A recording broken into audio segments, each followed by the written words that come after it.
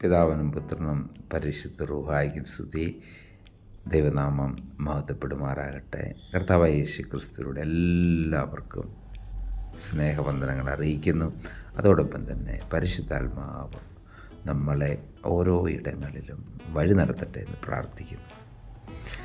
ജീവിതത്തിൽ പ്രതിസന്ധികൾ, പ്രശ്നങ്ങൾ, ദുഃഖങ്ങൾ, ഭാരങ്ങളൊക്കെയും കടന്നു വരും. അതുപോലെ തന്നെ നമുക്ക് സന്തോഷിക്കുവാൻ ഒത്തിരി അവസരങ്ങൾ ദൈവം തരാറുണ്ട്.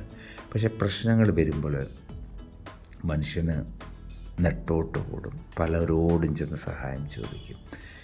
പക്ഷേ ചില കാര്യങ്ങൾക്കൊക്കെ മനുഷ്യൻ തന്നെ നമ്മളെ സഹായിക്കും. ചില കാര്യങ്ങൾക്ക് നമുക്ക് സഹായത്തിനായിട്ട് ആരും കാണത്തില്ല.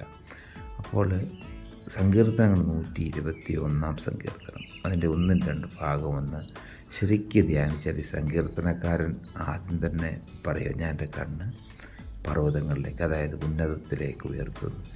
എനിക്ക് സഹായം എവിടെ നിന്ന് വരും? അതായത് പ്രാർത്ഥിക്കുന്നതിന് മുമ്പ് തന്നെ ആലോചിക്കും, എനിക്ക് സഹായം എവിടെ നിന്നാണ് വരുന്നത്? തീർച്ചയായിട്ടും കർത്താവിൽ പ്രിയരെ, ആകാശത്തെയും ഭൂമിയും ഉണ്ടാക്കിയ കർത്താവാണ് നമ്മളെ സഹായിച്ചു കൊണ്ടിരിക്കുന്നത്. നമ്മൾ ഇപ്പോൾ ഈ ശ്വാസം എടുക്കുന്നത് തന്നെ ദൈവത്തിൻ്റെ കരുണയാണ്. ഈ ശ്വാസം നിലച്ചാൽ ഈ ലോകത്തിലെ ജീവിതം നമ്മൾ തീർന്നു പോകും.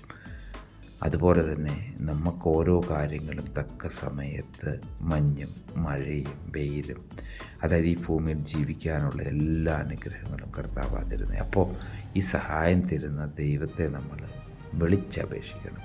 കർത്താവിൽ പ്രിയരെ, ജീവിതത്തിൽ പ്രശ്നങ്ങളും പ്രതിസന്ധികളൊക്കെ വന്നാലും അവിടെ യേശുക്രിസ്തുവിൻ്റെ നാമത്തിൽ നമുക്ക് പിതാവിൻ്റെ അടുത്തേക്ക് നമ്മുടെ കണ്ണുകൾ ഉയർത്തി പ്രാർത്ഥിക്കാം. അതിനായിട്ട് ദൈവം നമ്മെ സഹായിക്കട്ടെ. ആമേൻ.